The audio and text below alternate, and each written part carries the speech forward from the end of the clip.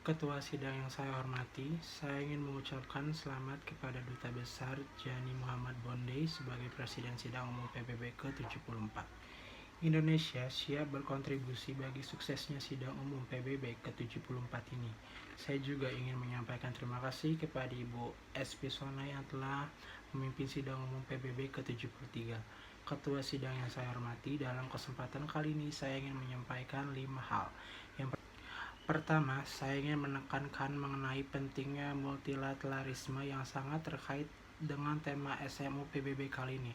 Perserikatan Bangsa-Bangsa adalah produk multilateralisme. Kesuksesan misi PBB yang akan ditentukan bagaimana badan ini mampu memperkuat multilateralisme untuk perdamaian dan kesejahteraan dunia. Kami hidup dalam dunia yang tergantung dan semakin kompleks dan berat.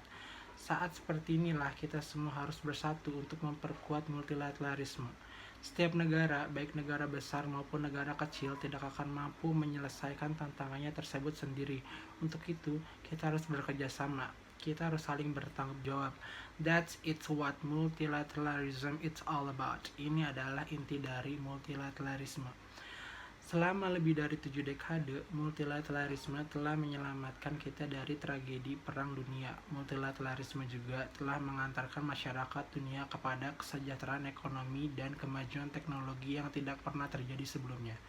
Indonesia meyakini hanya dengan nilai-nilai multilateralisme, dunia ini akan semakin stabil, damai, dan sejahtera.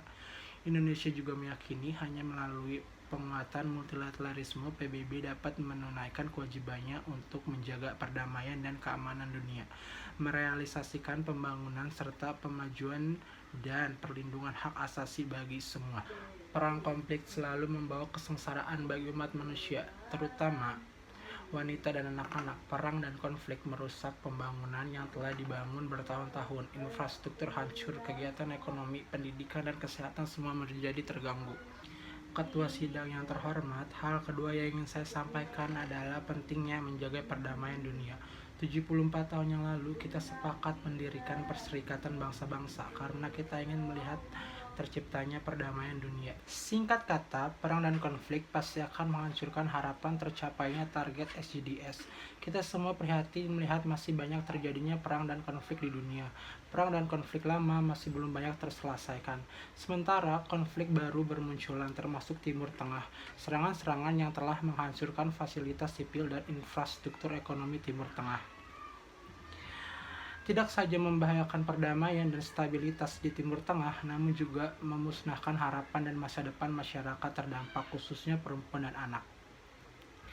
Perdamaian Timur Tengah juga tidak akan terjadi jika tidak menyelesaikan permasalahan Palestina. Penyelesaian berdasarkan two-state solution tidak dapat ditinggalkan. Masyarakat internasional perlu bersatu untuk mencari solusi, di saat yang sama juga ingin mendorong agar Palestina bersatu. Persatuan akan menjadi modal dasar bangsa Palestina untuk melanjutkan perjuangan. Masyarakat internasional perlu bersatu untuk mencari solusi, di saat yang sama juga ingin mendorong agar Palestina bersatu.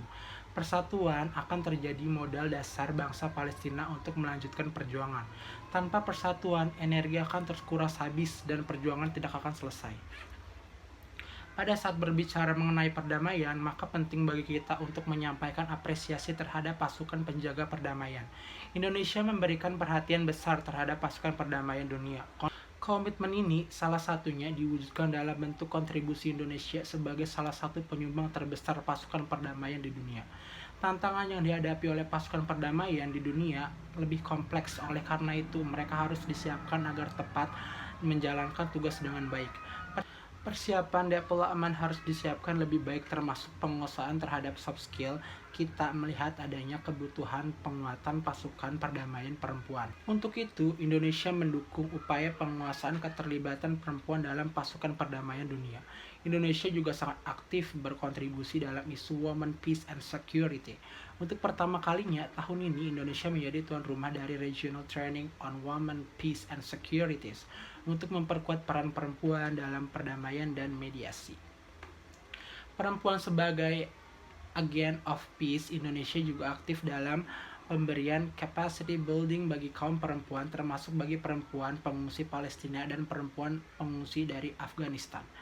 Ketua sidang yang saya hormati, isu ketiga yang ingin saya sampaikan adalah pentingnya penguatan regionalisme.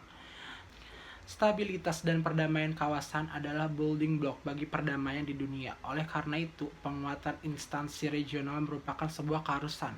Selama lebih dari 5 dekade, Indonesia bersama dengan negara ASEAN lainnya terus berusaha memperkuat budaya dialog, kerja sama dan penyelesaian dengan cara damai di Asia Tenggara.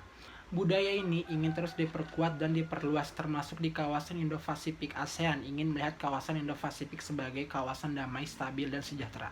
Dalam konteks inilah, para pemimpin ASEAN pada bulan Juni tahun 2019 telah mengadopsi ASEAN Outlook on the Indo-Pacific. Outlook ini akan menjadi pedoman bagi ASEAN untuk mengembangkan kerjasama dengan negara di kawasan yang lebih luas, yaitu Indo-Pasifik.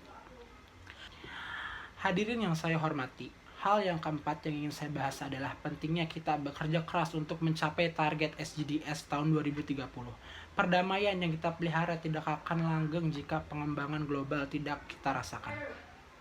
Kita tinggal memiliki 11 tahun lagi untuk mencapai target SDGs.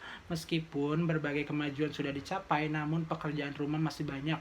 Banyak negara yang memiliki keterbatasan dalam mencapai target SDGs, misalnya di bidang pendidikan, di bidang kesehatan, di bidang pemberdayaan perempuan. Oleh karena itu, Kementerian Global harus dipertebal. Indonesia telah berupaya bekerja keras untuk mencapai target SDGs tersebut. Perluasan akses pendidikan dan kesehatan universal telah dilakukan terutama untuk kaum miskin.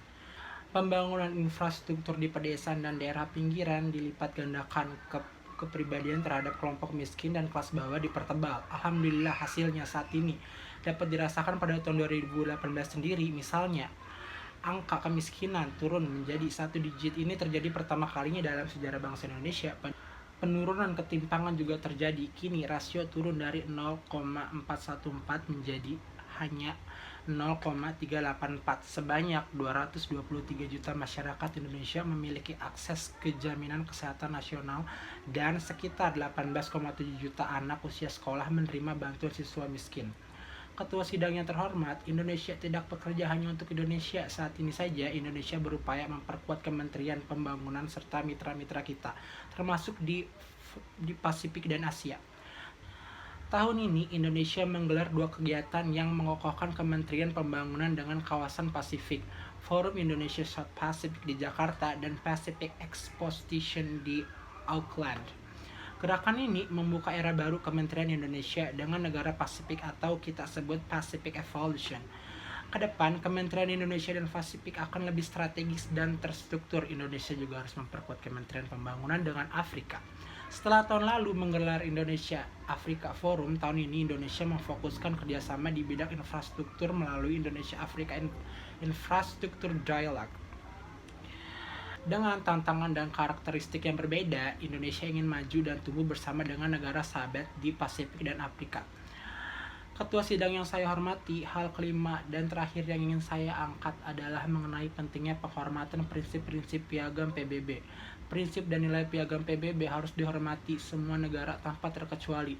Di usia PBB yang sudah berumur 74 tahun ini, di Indonesia mengkhawatirkan banyak komitmen Piagam PBB yang tidak dilaksanakan atau bahkan dilanggar oleh negara anggota PBB itu sendiri. Salah satu di antaranya adalah komitmen menghormatkan terhadap kedaulatan negara lain. Penghormatan terhadap kedaulatan adalah komitmen yang dapat mendasar dan prinsipil dalam pembangunan antara bangsa. Komitmen ini harus dihormati. Saya ulangi lagi, komitmen ini bahwa harus dihormati.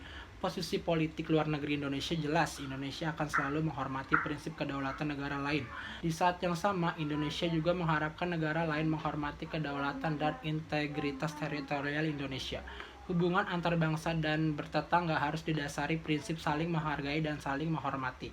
Ketua sidang yang terhormat, sebelum saya tutup, izinkan saya menyampaikan percalonan Indonesia pada Dewan Hak Asasi Manusia PBB untuk tahun 2020 sampai tahun 2022. Sebagai salah satu negara pendiri HAM, Indonesia memiliki komitmen tinggi dalam mempromosikan dan memajukan HAM melalui dialog dan kerjasama internasional. Indonesia cukup memperkuat mekanisme HAM ASEAN melalui pengaturan ASEAN Intergovernmental Commission of Human Rights di Organisasi Kerjasama Islam. Indonesia juga aktif mendukung penguatan The Independent Parliament Human Rights Commission dengan mengusung tema A True Partner of Democracy, Development, and Social Justice. Indonesia juga ingin menjadi mitra sejati dalam memajukan dan melindungi HAM bagi semua. Ketua Sidang yang terhormat, sebagai penutup, sekali lagi saya ingin menekankan bahwa komitmen terhadap nilai-nilai multilateralisme dewasa ini sangat dibutuhkan dan lebih dari sebelumnya. Indonesia yakin banyak negara masih meyakini ini. Mari kita bangun koalisi dunia dan memperkuat multilateralisme untuk dunia yang lebih damai, stabil, dan sejahtera.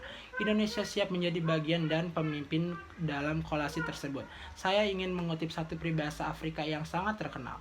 If you want go too fast, go alone. If you want go too far, go together. Thank you.